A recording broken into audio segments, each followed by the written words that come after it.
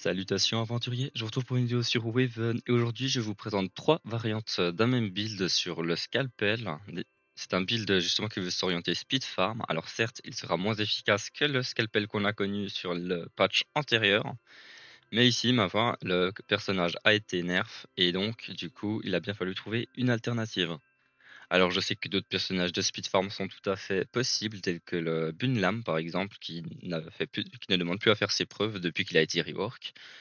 Qui est tout simplement monstrueux. Mais voilà, moi j'avais un scalpel niveau 50, j'avais envie de pouvoir continuer à l'utiliser pour farmer rapidement. Donc on a cherché avec un pote une variante. Et merci à lui d'ailleurs parce que c'est euh, c'est lui qui est arrivé à ce résultat. Voilà.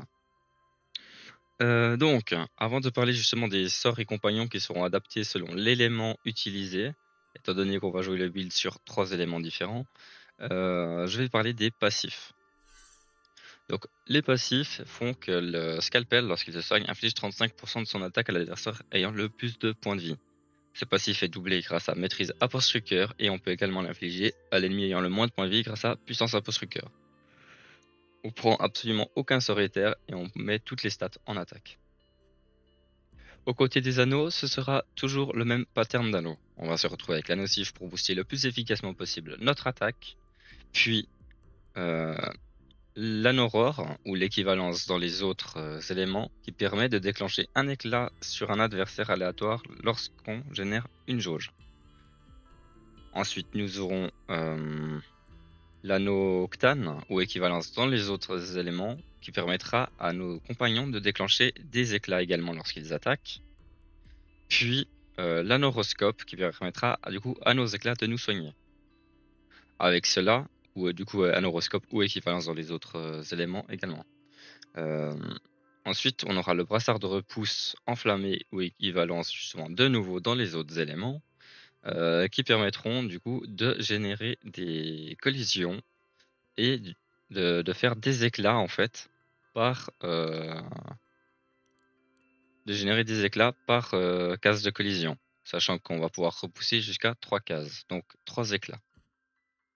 Ce qui fait donc 3 procs de soins. Donc ici, comme vous le voyez, je n'ai absolument rien monté sur le build feu. Voilà, mais si je vous l'ai mis en première page, c'est tout simplement parce que c'est le build le plus intéressant des trois. Euh, Au niveau de justement des items, donc là on a les items feu. Et je vous montre justement juste après les items des deux autres éléments, en vous expliquant pourquoi il n'y a pas le quatrième élément dans le tas. Donc, côté compagnon, on va jouer avec le Nugget ou équivalence dans les autres compagnons, qui permettra du coup, il faudra le one-shot sur le premier tour pour générer un maximum de dégâts. De ce côté-là, la technique de farm ne change pas. Puis, on a également Sentinelle affûtée, qui permettra à son attaque de générer plus une jauge feu. Elle peut être invoquée dans certains combats, justement, typiquement, si on a un de nos sorts qui crit, on va gagner 3 jauges dès le T1. Les autres compagnons, généralement, on ne va pas les invoquer, on peut donc opter pour des Pew, des autres éléments, afin de gagner 2% de chance de trouver des super coffres de compagnons. Parlons maintenant justement des sorts. Au niveau des sorts, on va jouer avec de la pose élémentaire, telle que première cure caustique ou second cure caustique. Wow, c'est la première fois que je lis le nom de ces sorts, c'est très original. Euh, donc en fait, pourquoi est-ce qu'on va jouer avec on veut jouer des sorts qui posent un état élémentaire T1 parce qu'on va du coup se taper dessus avec nos sorts, hein, bien entendu. Ça c'est la mécanique du scalpel en speed farm en tout cas. On veut nous poser un état élémentaire parce qu'en fait, l'anneau qui permet à nos compagnons de générer des éclats font qu'ils créent un second éclat si la cible est huilée. Comme on va se taper avec notre compagnon, ça nous permettra d'avoir un proc de soin supplémentaire. Donc on veut se poser un éclat, idéalement T1 si on en a la possibilité. Sinon, on veut générer 2 jauges dans tous les cas. Ici, si on joue avec première cure caustique T1 en feu, on va vouloir le comboter idéalement avec coupe saignante qui permettra non seulement de nous infliger des dégâts également, mais de faire un proc de soin avec du vol de vie. Ce qui permettra de faire un proc encore supplémentaire. C'est juste pour ce combo de 2 sorts que j'ai estimé que le build feu était le meilleur. Parce que si on l'a T1, on fait énormément de proc de dégâts.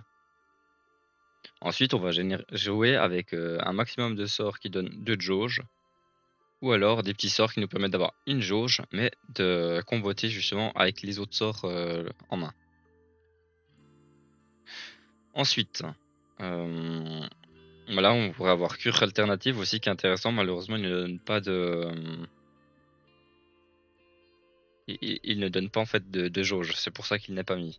Après, on pourrait très bien imaginer le mettre à la place de cure corrosive, étant donné que cure corrosive, en fait, on va éviter de l'utiliser sur nous pour garder notre état huilé sur nous. Et du coup, cure corrosive pourrait être comboté avec les autres, avec les deux sorts à 5 en fait, ici, qui permettront aussi de gagner 2 jauges. C'est une variante aussi tout à fait efficace. Donc voilà, c'est présenté pour le build feu. Je vais vous montrer maintenant le build terre qui pour moi est le second meilleur de cette liste. Donc comme vous le voyez, on a les mêmes anneaux, un anneau sif, celui qui déclenche un éclat lorsqu'on gagne une jauge terre ou éther, nos compagnons qui déclenchent des éclats, ainsi que nos éclats qui nous donnent des points de vie. Le brassard de nouveau fera proc des rochers. Et du coup au niveau des compagnons, on va retrouver le combo Delta pour le one shot T1. Acmea au cas où on crit avec le sort qui donne 2 de jauge et qui met un état élémentaire, parce que ce sort quand il crit, il va nous permettre, voilà, je l'ai oublié de le dire en feu. Voilà. S'il crit, il nous donne une jauge supplémentaire, ce qui nous permet du coup d'invoquer Sentinelle affûtée. Donc du coup, retour sur la Terre, Acmea fera exactement pareil. Le problème qu'on aura avec Acmea en fait ici, c'est que moi j'ai pris le petit apparition plus 20% de sa vie en armure. C'est pas terrible. Dans certains cas, ça m'est arrivé de pas la one shot et ça c'est un peu chiant. Mais voilà. Ensuite au niveau des autres compagnons, ici j'ai décidé de ne pas jouer avec les deux Pew des autres éléments qui donnent des bonus de super coffre, mais de prendre des petits compagnons qui coûtent 3 en fait, tout simplement parce que le build peut aussi taper du niveau 80. On le verra justement juste après, je ferai un petit combat de démonstration. Et du coup, dans ces dans ces combats niveau 80, on va vouloir jouer avec des compagnons qui permettent, qu'on peut réinvoquer, quoi. Au niveau des sorts, on va retrouver le même combo d'éléments avec Baume Bourbeux et Baume Extra Bourbeux qu'on va vouloir placer T1. Ensuite, on va mettre Baume Interdit et Baume Acide afin de comboter justement avec le Baume Bourbeux dans le cas où on l'a en main. Également Bouclier d'Albera qui peut comboter.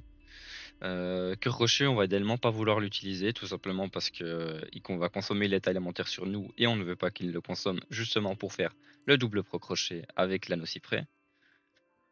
Et puis du coup après, au niveau des derniers sorts, c'est des sorts qui donnent 2 de jauge. Sa variante haut est pour moi la variante la plus faible.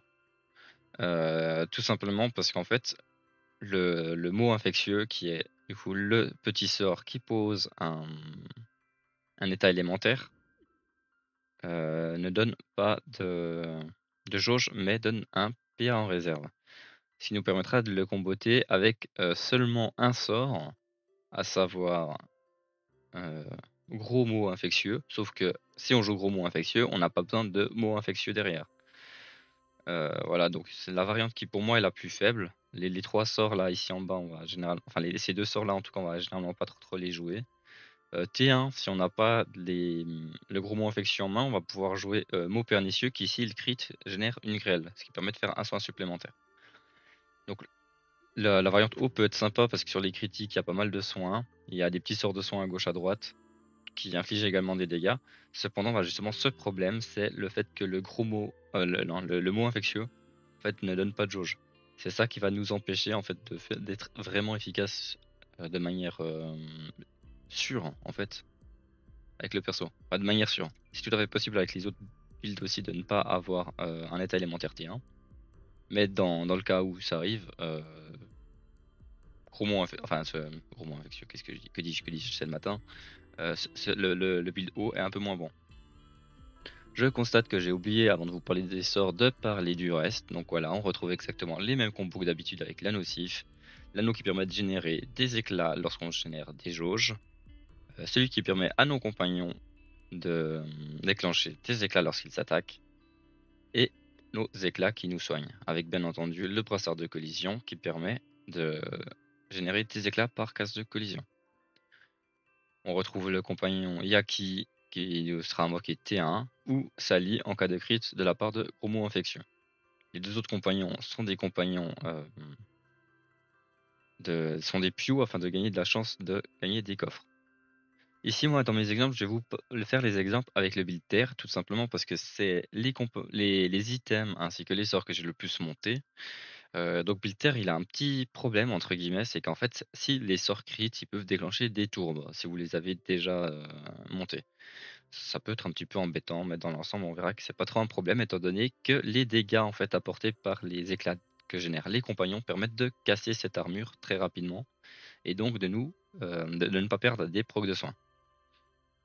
Alors, comme je disais ici, j'ai mis Argolio et Zorin, qui sont des compagnons à 3 jauges. Vous pouvez en mettre d'autres. Je mettrai là un peu plus de points de vie. Enfin bref.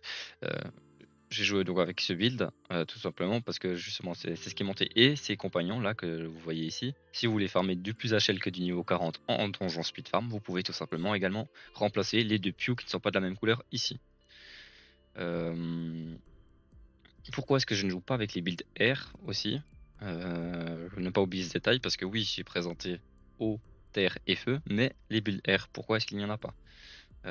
Tout simplement en fait parce que les sorts R du personnage en fait ne sont pas assez sûrs.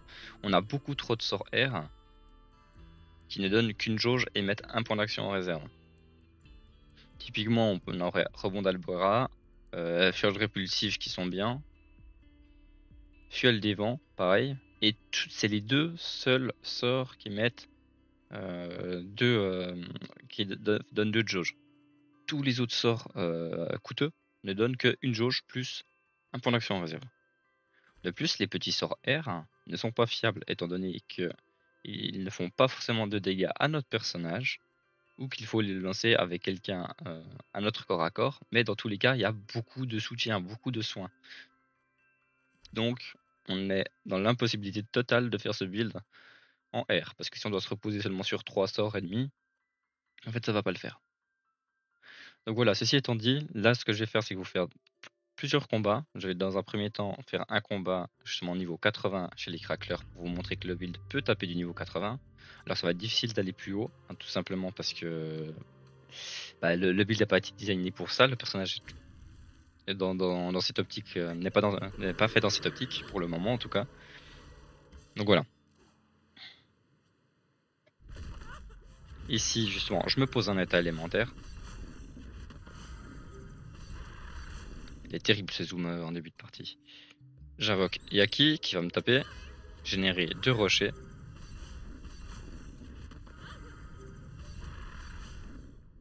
Je le tue. De ce côté là, ça change pas d'habitude. Bon, je génère qu'un rocher ici. Généralement, ce qu'on peut faire, c'est que si on spawn en étant quelque part par là, on peut poser Yaki là et le taper avec une case de distance, ce qui nous permettra du coup de générer 2 rochers au lieu d'un seul.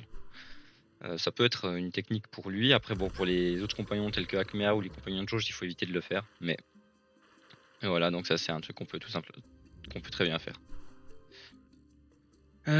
Donc ici, on va vouloir s'infliger encore un petit... Ouais, non, on n'a pas besoin de s'infliger de dégâts. 82. Hops.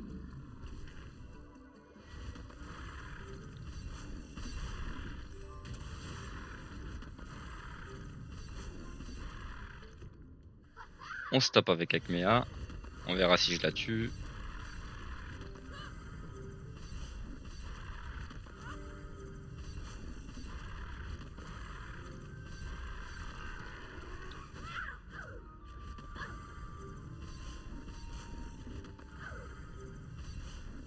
Ah, c'est juste. Hein.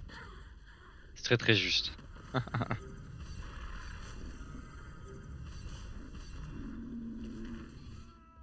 Donc voilà, ici on a géré en trois vagues, enfin en 3 tours, on va pouvoir tuer tout le monde. Alors voilà, du coup on n'est pas sur un build de speed farm si on fait à ce niveau-là.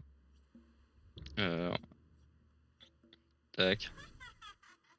Elle va venir nous mettre une grosse bastos. Et voilà, donc le combat niveau 80 chez les cracklers est géré très facilement. On n'est pas sur un build de speed farm 80, on a 2 minutes pour le faire. Mais ça a l'avantage d'être possible. Ensuite, maintenant que cette démonstration a été faite, on va directement passer sur un donjon crackler niveau 40. On va vous montrer un peu le potentiel de speed farm, qui est du coup le même que celui qu'on avait avant.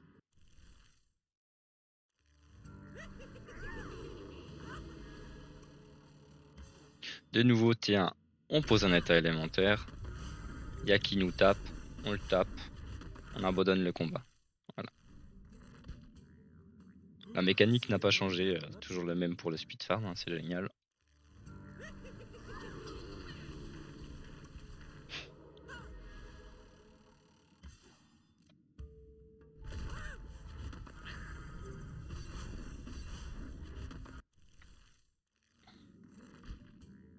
Voilà, donc en fait, T1, tant qu'on a la possibilité de lancer le baume extra bourbeux ou l'équivalence dans les autres éléments, on le fait, parce que si crit, on va pouvoir invoquer Acmea, et du coup sécuriser encore plus de dégâts. Typiquement dans les salles de boss, ça peut être quelque chose de fait.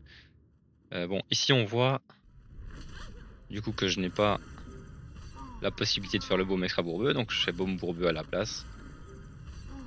Je me tape, voilà. On a validé le combat.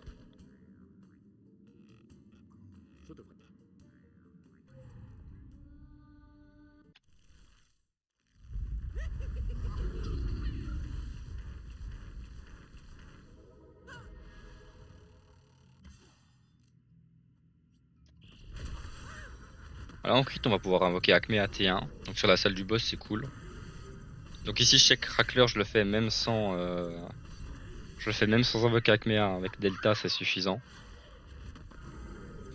Mais du coup, bah, l'avantage c'est que c'est toujours un bonus, hein. Toujours un bonus qu'on peut faire. C'est plutôt cool. Après, justement, c'est typiquement dans d'autres donjons, mais si vous voulez taper un peu plus haut niveau, ça peut faire la différence. Je sais justement que, comme je disais, c'est un ami qui a trouvé un peu le build. Et lui, il a typiquement fait un combat de Thor niveau 80 où il a T1 avec un critique de la part. Moi, lui, il jouait en haut. Donc, il a fait un critique avec gros mot infectieux. Il a pu invoquer Sally qui a crit et donc donné 2 de jauge. Et avec ça, en fait, il a pu T1 une map niveau 80 avec un scalpel. Donc voilà, le build a un potentiel qui est vraiment pas trop mal. Ensuite, bien entendu, on peut peut-être trouver mieux. J'ai un peu testé justement de remplacer la nocif par. J'ai testé avec l'anneau Roméo à la mort d'un de nos compagnons plus une jauge éther. Ça fait moins de dégâts, je trouve. Donc on est quand même, je suis quand même resté sur la nocif et ces trois anneaux là.